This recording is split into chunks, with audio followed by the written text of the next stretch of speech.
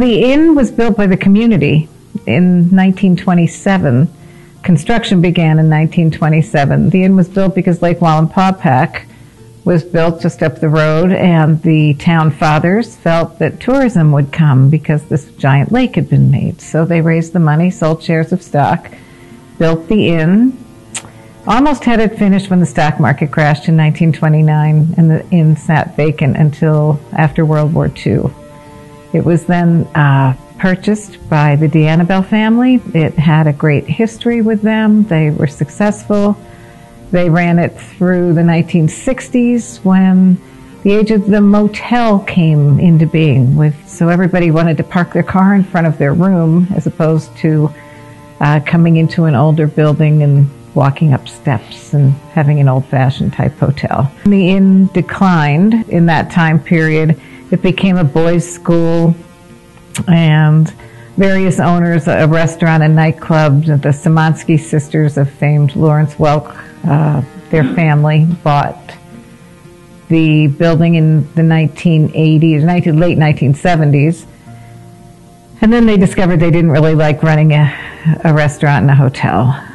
So, and it wasn't even a hotel then, it was just a restaurant. So some enterprising realtors convinced us that we needed to take this place over, and we looked at it and we said, no way, this is too much of a project, it needs everything.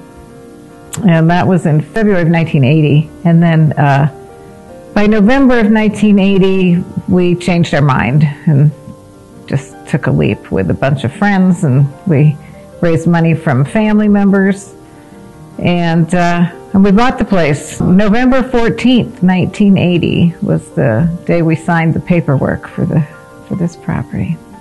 And the owners were thrilled because they didn't want it, so they financed it for us, and off we went, and we started the restoration. We were young, didn't really know that much about what we were doing other than the passion of it and the challenge of it. I think Jeanne and I have always been driven by our passions and the challenges that we like to embrace. We embrace them very differently. We bought it in 1980, transporting what we did, our restaurant and tavern over here, and we just thought that, oh, well, we'll renovate the rooms, how hard is that going to be? And then we grew into the challenge of what we were undertaking. So it was fun. It was kind of full force, all-encompassing when we were doing it. I was on the restaurant side, which came to me naturally because I have a background in gardening and landscape design. So when we lived on the farm, we grew all our own vegetables and that kind of back to the land type of idea, which translated into a farm-to-table concept. I was fascinated with reaching out to local farmers and getting produce and things, and so that drove me on the one side, and the other side of me was the renovation of the building, the facilities. As we came to find out, Jeanne from the design side, what this building should be and how to peel it back from what it had become to what it was supposed to be originally. From the restaurant side, my interest was we developed a mission statement very early on that our food was to be presented straightforward to support small family farming and producing in our region. And that's been our mission statement for food since the very beginning. And there was a fun in that, one, connecting with community, which we really became community organizers shortly after we moved here. So that sense of establishing things in a community. When we opened this, one of our mantras was, okay, we're going to be open for 3 squares a day. Breakfast, lunch, and dinner. Everybody's going to know. You can always go to Settlers Inn, even if you can't. Nobody else is open. We're going to be there. Bam, bam, bam. And we kind of liked that idea because the inn was the center of town, right across from the park, sort of quintessential small town experience. So being there and making it available, our special events facility on the lower level we had offered as a community room in the beginning and that kind of thing. So that's a little bit about the start of how it happened and how it began to grow. You know, I had a very hard time figuring out what the design should be for this building. Everybody thought it was Tudor, that it was, you know, that English style. And the windows just weren't quite right and everything. And I subscribed to the magazine Old House Journal. And there was an article on English style arts and crafts. And there was a picture of a building that looked like this building. And I said, by George, we've hit on it. You know, this is what it's supposed to be. And I just started to do all this research on the arts and crafts style and philosophy. And what really attracted me to this style was the philosophy behind it, because it was really a dedication. It was created in England. It started to become a movement, not a style, but a movement to save people being able to handcraft their own furniture and everything from the building style to the gardens, because the Industrial Revolution was happening and everything was being mass-produced. And so there was a concern that this mass-produced world, people would forget. People would not craft their own things, and that arts, you know, wouldn't be, if they could mass-produce paintings and textiles. So everything that had to do with the handwork and the arts, from making furniture, and that's why the designs were purposefully simple, but finished, beautiful finishes and hand-hewn finishes. And so it really drew me to that part of it. And then as I started to find out about the wallpapers and the textiles and what you could do, and then you would do a room, or, you know, when we did the great room where the fireplace is, it was like, well, this is perfect, because it looks right, because it was right. It was just putting it the way it should have always been, but wasn't. Because we had the native things to work with, which was part of the, you know, the architectural style, using the wood. So all this native chestnut wood that was in the building, you know, it had been lumbered here. And the bluestone pillars outside and in the fireplace and things like that, the native bluestones. So it all came together, and then it was just such a joy. And I think the philosophy of the arts and crafts movement was, you know, everything, a sense of excellence in the handcraftedness. So I always said, well, this is how we approach food. It's handcrafted, and there's a saying that goes from the head to the heart to the hands. So it fits hospitality, because if you are really caring for people, you know, it goes from your head to your heart, and that was easy for me. It was, you know, what I cared about, so did it. Yeah, and then it was really a joy, because when your work is your play, it's not work. But when we first opened the inn, we sold our house and we moved our little family into the inn. So we lived where we worked, which was a new thing for us. Our children were ages 4 to 9. They got to move schools and come to school in Hawley.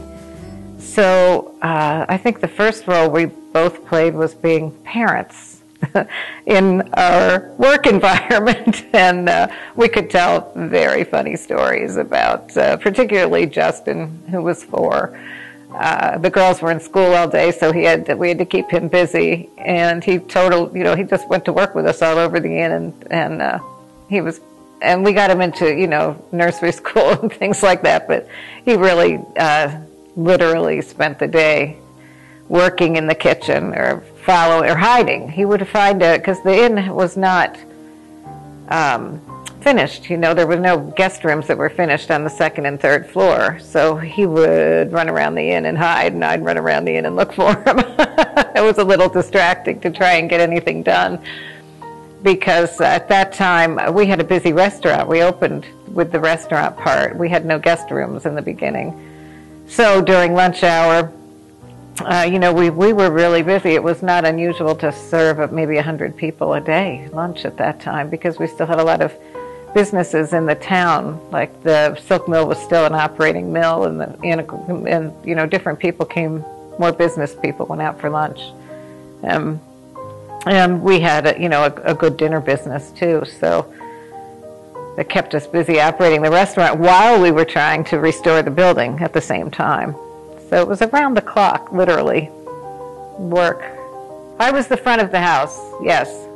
Grant was the back of the house. Grant was always doing, a project or in the kitchen, and I was the front of the house. And so I would host the dining room and wait on tables sometimes, tend bar sometimes, whatever it took, and work the front desk quite a bit as we got rooms. But remember, the first year, maybe year and a half, we didn't have any guest rooms yet. So, that was, and then that division of labor really carried on through the entire time we operated the inn. Most people thought I was married to the piano player because they never saw Grant. and our piano player, Frank Williams, was here every Friday and Saturday, and he also worked as a dining room host. So people just got to assume that I was Jeanne, but he was Frank. I was married to Frank. We laughed a lot about that. Oh, my first job at the inn was dishwashing, standing on milk crates. I think Jeanne or Grant would be able to tell which came first, but I think I was promoted to cucumber chef, and then came the knives, and that's where the arguments between Mom and Dad really kicked in, was how big of a knife Justin could play at with below the age of 10. I really did like the kitchen. I even got a little bit behind the line, but once I was old enough to go in the front of the house, and I will say it was because I could make tips, then I was somewhat ruined on the kitchen forever, and I do like interacting with the guests. Well, getting into being a teenager, life at the inn was a little bit different, and my pranks escalated with my mother. But I used to hide in the phone booth and make dinner reservations for groups of 10 or 12 at 9 o'clock on a Saturday night when the shift was close to over, or that people were getting there in 15 minutes and things like that. And then I would punk her at the front desk. But and in later teenage years, that became raiding the kitchen and knowing where the breakers were. And in terms of my friends and I would come in and make late night sandwiches, and my father would get rather irritated that the kitchen was not clean when he got into work the next day. So they were the same pranks, just a different level of escalation as the teenage years. But and then after college, which I always came back to work during college at the inn because it was simply better tips than bartending at Lehigh. But when I graduated, I really couldn't wait to not be here. To sort of get to the cities, Washington or New York or elsewhere, and never look back from Hawley. And of course, 10 years after that, I couldn't wait to come back to Hawley. And when I had a reason to come back for one thing or another, it became clear that once I was here, I didn't want to go. I wanted to stay. We had a lot of community support, and the way they supported us was that they came and became customers. They supported us by actually using what we had to offer and coming back again and again. So we always reinvested into the business. So we never really knew. I mean, I don't know at what point do you say you're successful, that you've done it. I don't know. I don't think I ever did. It was always like, okay, well, climb the next mountain, get over the next hurdle. I think as we became successful and established settlers in, our interest started turning to our community, because the success of the hotel and the restaurant is dependent on a successful small community. That is eventually, for me, translated into, I became very involved in building quality of life infrastructure so that other people who would move to the community, other businesses, would have a reason, because there's active things. I'm very active in park development, in trail development, in preservation of open space, because I feel all of those things add to the fabric of a community and hopefully attracts other people to the community for the same reason Jeanne and I came here all those years ago. And we traveled a lot because we wanted to see what other small towns in tourism destination areas. So, we went from Virginia to the Carolinas, to the Berkshires, to Maine, to New England. And we said, well, look at these thriving little towns, and we can do that. You know, we have an amazing industrial history here, and so to tell our own story. And you know what's really amazing about the people here that live here, that there was a general friendliness. The people here are friendly, and so that's another thing, that just people liked to meet friendly people. So I wanted to just make that a success story. I also knew that we couldn't be successful if the community was not successful. You know, why would you want to come to a community that's shuttered? You know, small towns were dying, the mills were dying, so if the community wasn't successful, we weren't on the lake, we were in the town. I think for the last 40 years, Settlers has become an anchor building and our flagship property in the community. As a bookend to town, when you come into town coming from home sale, for one of the last commercial things you see if you're leaving town, heading west. But, you know, my hope is that that legacy, that flagship, that anchor building will always be Settlers Inn, and it'll continue to be that traditional place here at Bingham Park. But then it becomes also a piece of where will Settlers Hospitality be in our community. And I think our role has evolved, or is evolving. And what I'd like to see is that the combination of our properties and the people, like our business, becomes an anchor throughout the community. In the same way that Settlers Inn has served as a physical structure and a rebirth from the 80s forward as a standalone business. And so somehow the evolution of Settlers Inn will be always the namesake of Settlers Hospitality, and our role in this community will be broader but anchored in the same quality as what Settlers Inn is today. My favorite traditions at the inn are, I mean, there are many, but I'd have to say it's pretty clear that on the formal end of things, I've always loved Christmas at the inn for many reasons, and I think what was Victorian Christmas and is now Candlelight Christmas is probably my favorite. But on the other hand, personally, I'm pretty casual, and I just love the summertime, and the jazz and live music in the garden is equally as fun for me personally. It might not be what everyone thinks of as the number one tradition at the end, but that's what I look forward to in the summer. Live music is my favorite just because it has set a course and is all-encompassing at all of our properties, and it gives back to the community something in addition to dining, in addition to lodging. So it's not a fancy event in the sense, but it is a reliable event that everybody knows, okay, Jazz Wednesday on the deck, or that kind of thing. So I think that's my favorite event.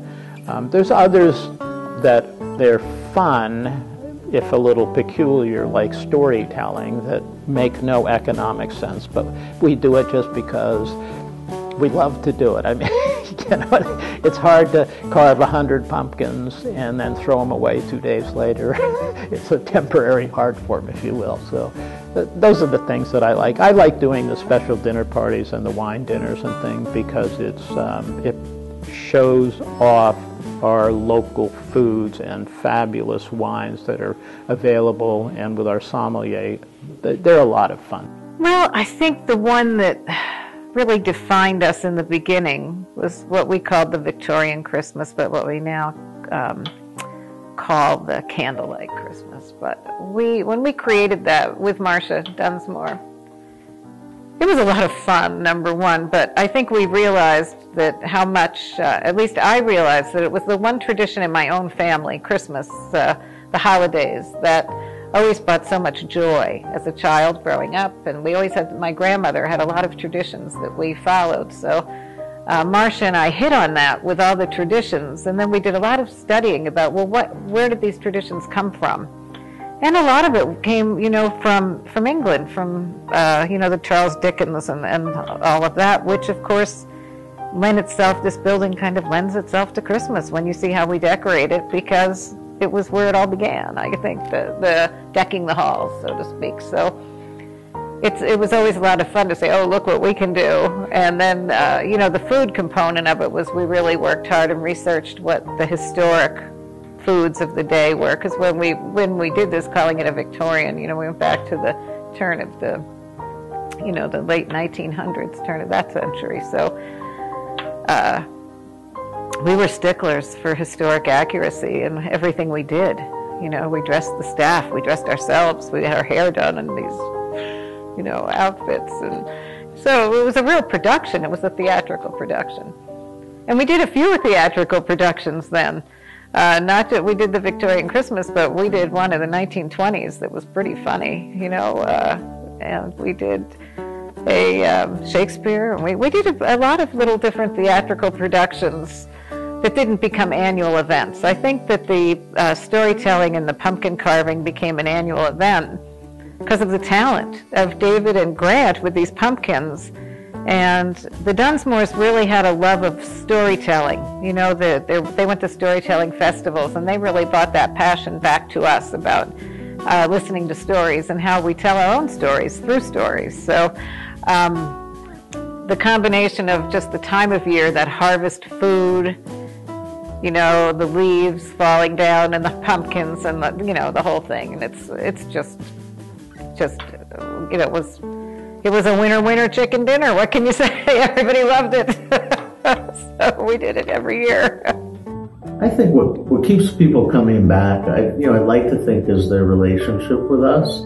But I think it's probably the experience they had or the memory they had, and they tell their kids about it, or they were here when they were younger, and it becomes a fondness or a memory that they want to repeat. And so I think for anyone in our business, that repeat and referral, that storytelling is what motivates somebody to come back the second time.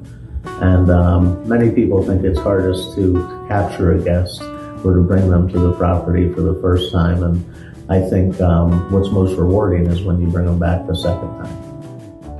We really talked a lot and got to know a lot of the guests who came, and then they came back. And then they watched us grow, and they had a lot of fun. We all had a lot of fun saying, oh, look at this room now. And they'd say, I remember when it was like that. Our guests followed us, and our passionate family and other people that invested with us trusted what was happening and followed that for a long period of time. After 40 years, it's been so interesting that we still have customers from 40 years ago, families that have grown up, guests in the hotel that have come back and back. Our guests return because hopefully we deliver an experience that exceeds their expectation and that it doesn't stay the same in the sense that we're always trying to build on what we offer. So I think there's the comfort of people coming back, but there's also the customers have an expectation that we will continue to focus and strive for better experiences for everyone. I think the key to success for the inn has always been, and hopefully always will be, staying on trend and keeping up with the latest and greatest and adapting to change. We're all change agents and we like to try new things.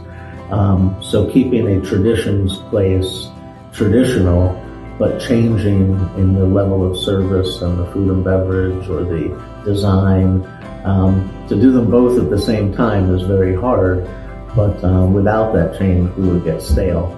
And I think that's always been something that my parents instilled in me, was to follow what's happening in the world and make sure we're delivering it through the arts and crafts lens, in this case at Settlers, and to do it the best that you can. The key to our success is to continue, to just continue what we've been doing, and it will thrive. I'm very proud of Justin.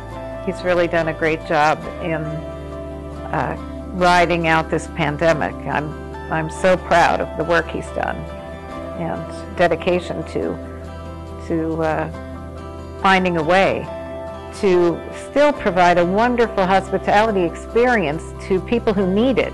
in this pandemic. People need to be able to get out and to know they're safe. So all the work he's done to create the distance in the dining, the quality of the, the cleanliness and everything we have to do to comply with all the requirements. And it's great leadership. He has really exhibited great leadership qualities. The best thing, I think, was one that we survived, one that we reinvented all of our different properties, not just Settlers Inn, but all of the properties, and that we did it quickly, we did it well, and that we are now fully employed, fully engaged, and move into the future. And we've created new things that, who would have thought that we'd have outdoor dining and all kinds of new curious ways under tent, back in the woods, and picnic pavilions and all of these things. Fabulous, fabulous.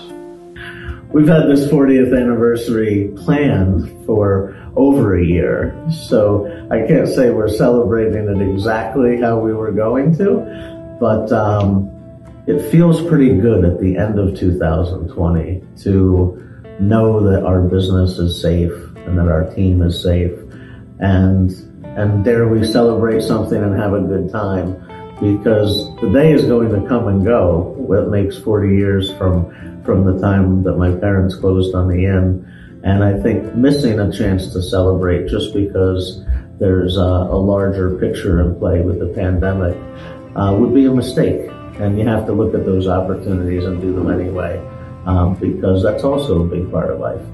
And let's just hope that 2021 looks up, and that we don't need to have the duality of what we're talking about with this celebration going on for another year.